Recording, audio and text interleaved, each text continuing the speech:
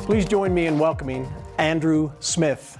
Over the past 2 decades, Andrew Smith has founded 4 companies, 3 in the technology arena, and now his current company, 4 Foods Group, which he founded in 2009 with his wife, Shauna. The company has successfully raised over $350 million, created over 23,000 jobs across America, and successfully developed over $200 million in restaurant real estate. Andrew has exited businesses through both private and public exits and is a managing partner of Mercado Partners, a growth equity firm based here in Salt Lake City. As their footprint continues to expand, it's no surprise that FFG has ranked among Inc. magazine's 5,000 fastest growing companies in America for 8 consecutive years and employs more than 4,000 people. Andrew Smith has been named Entrepreneur of the Year 2 years in a row. Here's Andrew Smith giving his 5 tips to accelerate growth from his 20 years of experience. We appreciate him for being here and welcome him to the summit. Thank you so much for that introduction, and a shout out to Weave for putting together this growth summit. It's really impressive that a company would be so forward thinking to put together something like this and to line up all of these different speakers, and I'm honored to be here with you today and for giving me a few minutes of your time. I'm actually excited about spending some of my time listening to the other speakers because you can always be learning. And that's one of the suggestions I have to you to this day, is learn as much as you can and never stop. Be a learn-it-all, don't be a know-it-all. I think people like to be around those individuals anyway. I started my entrepreneurial, I guess what you'd say, exploration in 1998, over 2 decades ago, and I started my first company, which was a tech company. And after 10 years serving as CEO of 3 different tech companies I started and raising several millions of dollars, tens of millions of dollars, I decided to get out of that industry and enter into a new industry. And I decided to pick one that was super easy. Everybody asked, well, what are you going to go do now that you just sold your last company? And I thought, well, I'm going to do something easy. I'm going to go into food and beverage. And everybody would look at me and say, you're crazy. It's the hardest industry out there. It's the most risky. It's the one that's plagued with the biggest concerns. And I just thought, I'm going to go try to figure out if that's true, if those fallacies are true. And it's been really fun to go through the journey of figuring out this industry, like I did with the tech industry. Every business is very similar. It has the same business principles, so it doesn't matter what you're selling. You still have product, you still have people that you have to deal with, and you have customers and you have systems. So it doesn't really matter what industry you're in. It matters how you deal with the industry and what your business and your product is within that industry. And I've enjoyed it. Over the past 11 years, I've been in the industry, and it was fun. We are such hard-working group that we put our head down and all we do is work. And that's one of the things that you want to do mostly is focus on your daily work to be a success. And it was this last year that one of our finance analysts came into my office with my partner, who is my wife, Shauna, and said, hey, did you guys know that you just surpassed $1 billion in food and beverage sales that you've generated over the last 10 years? And it blew us away. We were like, are you serious? We haven't even been counting. And it was fun to know that we've made an impact. Not only have we sold a lot of souls, some great food, but we've shared some great moments with those individuals too. We're in a business where we're part of celebrations with families, for graduations, for birthdays, for a loved one that even passed away. We're part of their life, and it's something that's really fun to be part of that fabric of the industry. One of the things that's really cool though is that when we were told that number, hey, you reached $1 billion in sales, it pushed us. We thought, well, geez, if we can reach that level, let's go for $2 billion, let's go for $3 billion. And it's been something that has been exciting to figure out how do we reach those new levels and those new goals through growth. And those are some of the things I'm going to talk about with you today, are some things that I've learned over the last 2 decades as a CEO, growing something from nothing to something much, much greater. And I've learned things throughout the years that worked for me when I reapplied them in my next business, and others that have been pretty consistent, what truths you have to have in place to be a success as you go through growth.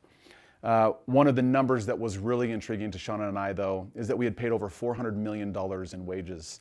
And in our minds, that is an impact that we're grateful for, that we've had the opportunity to not only do that, but affect people's lives in a positive way. And even if they worked with us and they went on to another career or job or college, we like to be a place people came from when they go into a new career, and we take that very seriously. It's been an incredible journey filled with a lot of ups and downs, and what I always tell the company when I meet with my company or even other companies when I speak with them is that the journey is going to be littered full of good, bad, and ugly. And really, you have to realize that every business has good, bad, and ugly. I know it's easy sometimes to stand at a curb and look into a business and say, they've got it all together. It's full of fun, it's full of growth, they have no problems, and they just continue to hit different levels of growth with no problems. And that's just not true. Every business is littered with problems, but it's littered with good, bad, and the ugly. My recommendation to everyone that's growing a business is to make sure that you address the good, the bad, and the ugly with your company and your team, so that everybody is part of the good, bad, and ugly, so that they can learn how you get through each of those stages. Unfortunately, it's never always good news, and so I was going to talk about some of the things that have smoothed out some of the good, bad, and the ugly for me. Obviously, good, you want to invest into more and you want to celebrate, but the bad and the ugly you want to try to address as quick as possible. And so I thought back about the things that are always constant, the truths that I have to have in place in my businesses that I've done, and essentially over the last 11 years, what has made us such a great success. The first one, before I jump into it, is a famous quote that was given by a philosopher. And I'm not a quote guy. I actually don't study quotes. I don't have quotes all over my wall. But there's one that always impacted me, and it's one that I always share with entrepreneurs and business owners. And that is, if you wish to improve, be content to be thought foolish and stupid. And if you think about that statement, if anybody wants to actually improve from where they are today, you're going to have to take risks, and you're going to have to push yourself harder than you've ever pushed yourself before, because it's very competitive out there to stand out. And some people might say, well, that's pretty foolish what you're doing there, or, God, you sure you're going to do that? It could be pretty risky. You have to be content if you want to improve, grow, scale in a business or personally in your job, to be content to be thought foolish and stupid. I love the statement. So first and foremost, the thing that I would say you have to invest into and you have to have nailed is people. In our business, we call them humans. We love humans.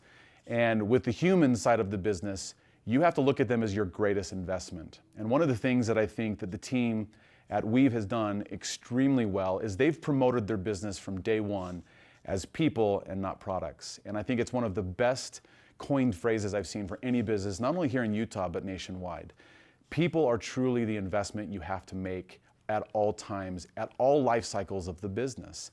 And if you get away from that, you're actually going to lose touch with your overall vision and success as a business. You will not grow. Having the right people in place means that you'll pretty much do anything that you set out to do, because you'll have a sense of confidence that you've never had before. So think about having an army of people around you that feel the same that you do, because you've invested into them and they're prepared to invest into you as a business, or into you as a leader, or as into you leading the charge. You're going to feel like you can get actually behind them, because they already know where you're going and they're already bought into the overall process. So people drive the business forward, and that's one thing that you want to make sure that you remember at all times. Invest in your humans. It's always the right investment to make. And it's not just money, and it's not just a cool office, and it's not just paying for people to go on vacations. It's actually investing your time as a leader or as a business into knowing your people and understanding what they want and what their vision is for success within their career, so that they can map in their mind what the future looks like for them in your business. Don't just shower them with gifts and excitement. You have to make sure that you're invested into them as a human being. But be aligned with your people. Don't hold back. One of the things that I think has been very beneficial for me in the last 2 decades that I've always done, but even more so over the last 8 to 9 years, is 100% transparency. I know it is scary sometimes, especially if you're a private company, to not share information. And privacy is key in a business, because you don't want competition or the street to know what's going on, truly, if you're trying to get through the bad and the ugly parts of your business. But that's the time that you really need to invest into your people and trust them. And so being transparent is important. We, once a month, get our team together and we actually show them the full financial outlook on the business. How the businesses are doing, how the divisions are doing, where we're investing, where we're pulling back investment. And it's incredible, because those individuals, albeit some of them might understand more than others when we go through that, they feel trusted. They feel like we've invested into the confidence we have in them to know that information. And what you're going to see is that they're going to have a growth mindset then after that. They're going to see the business and where it's headed, good, bad, or ugly, and they're going to know where they can actually invest their time to get behind and smooth out some of those rough edges. So creating that growth mindset in your people is important instead of having a fixed mindset. If you're not transparent, you're going to have more fixed mindseted people. And if you actually are transparent, you'll have more growth mindset people. The next one that I would talk about with your people, but also what would smooth out some of the rough edges for growth, is your purpose. You have to have a purpose-bound journey. Now, when I talk about purpose, it's not having a mission statement on a wall that everybody reads and goes, oh, that's super cool, I get our purpose, or even a vision statement that makes sense. Purpose has got to be something that people feel, that's an intangible feeling, but tangible at the same time, of what you're doing every day. When they walk up and they come to their job, they have to know what they're actually working on and what the purpose of the enterprise is. In my mind, a purpose that is a lot of time the fallacy in business to actually hit different levels and grow is money. And I have to say that money has to be one of the biggest fallacies and anticlimactic goals that you can have as a business and as an individual. And the reason why I say that is because it is so anticlimactic when you set a goal and you hit it, and many of you probably have, but when you hit it, you celebrate for a day or 2 days or a week, but then after that, what do you have? You have to continue to move forward and continue to grow, whether it's your skills, the business, whatever the future may hold, you have to continue to grow. It's an anticlimactic purpose. Now, it's an underlying purpose for everybody, and I'm not going to say that I don't have that drive like every other human being. It's human nature to have that purpose, but just don't have that as your only purpose within the business. The other thing about the purpose is that it can modify as you go. When you start a business, you might have a purpose for the first year or two as you're getting it off the ground. But as you get a little bit further into your business, the purpose might change. I know that ours over the last 11 years has been pretty sound the first couple of years, but then it changed more to we wanted to create jobs and opportunity for as many people as possible. And we've been able to do that for over 23,000 people now. And so for us, that's our purpose as a company. We're purpose-bound on creating jobs and opportunity for those around us, and to give them the skill sets of a good work environment so they can use that in future career and jobs.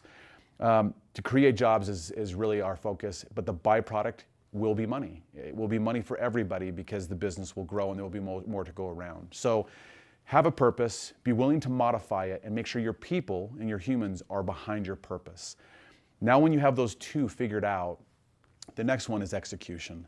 And when you say execution, people think execution is just coming to work and doing your job and then going home.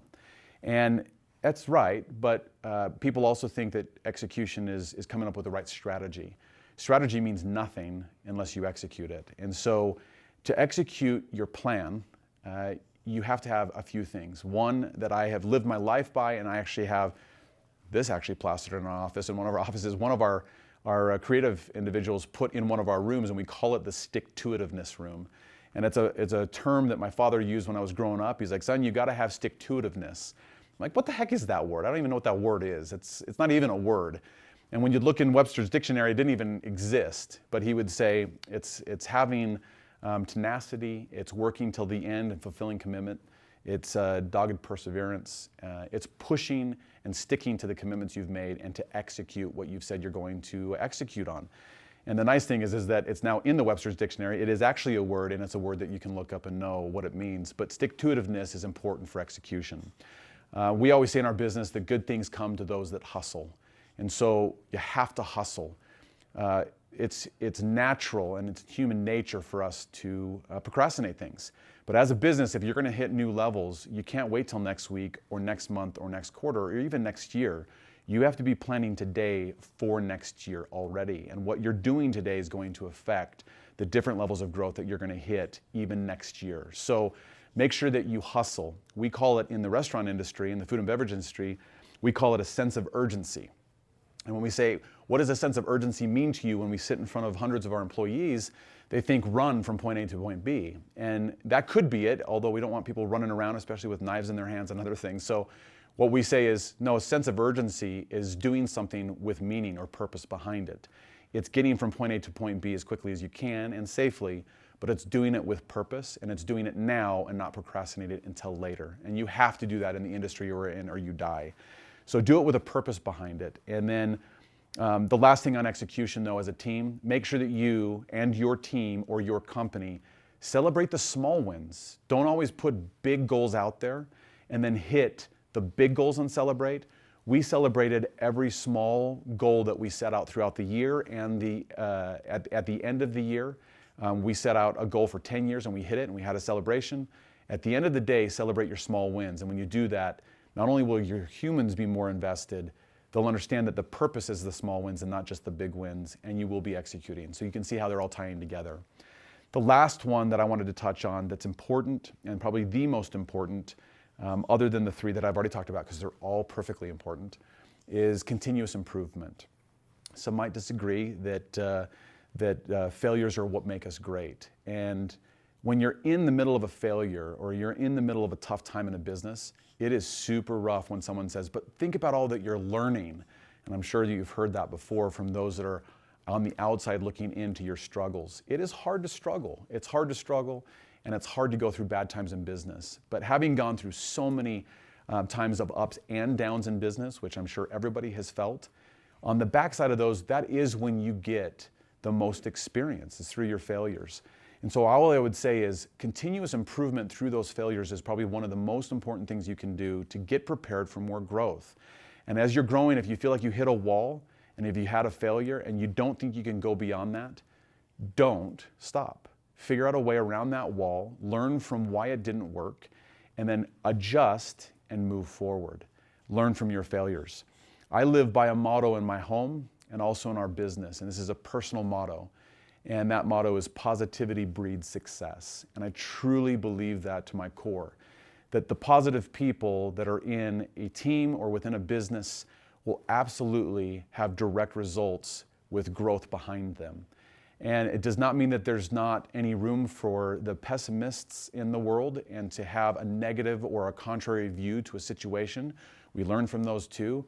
I just believe there's not enough oxygen in the room for those at times, because I believe that if you think positive things, good things can happen. When you think negative things, it's almost impossible to have good things happen if that's all you think about.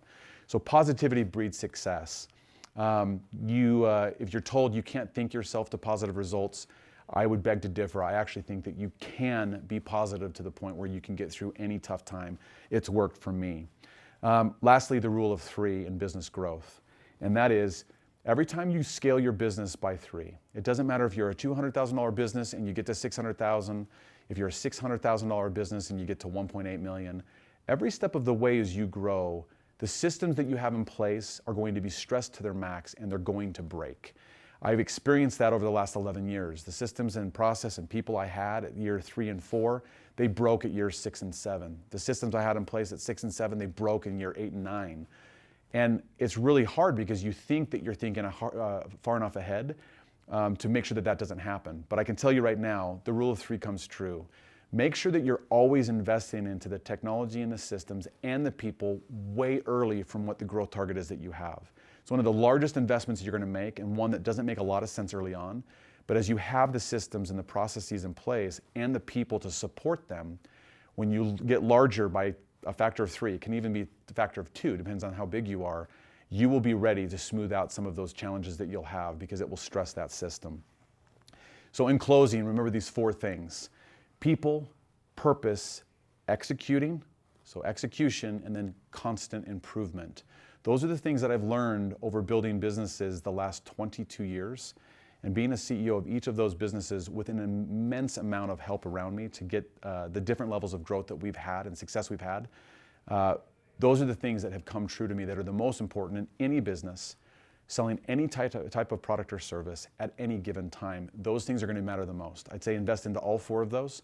And I would challenge each of you to think about 1 or 2 things I said, just 1 or 2, and go try it within your business. And if you do that, I'm confident that you'll see results as you push to the next level of your business. Congratulations to each of you for your success in your careers and your business. I challenge each of you to push for the next level. And like Epictetus said, if you want to improve, be content to be thought foolish and stupid. I am.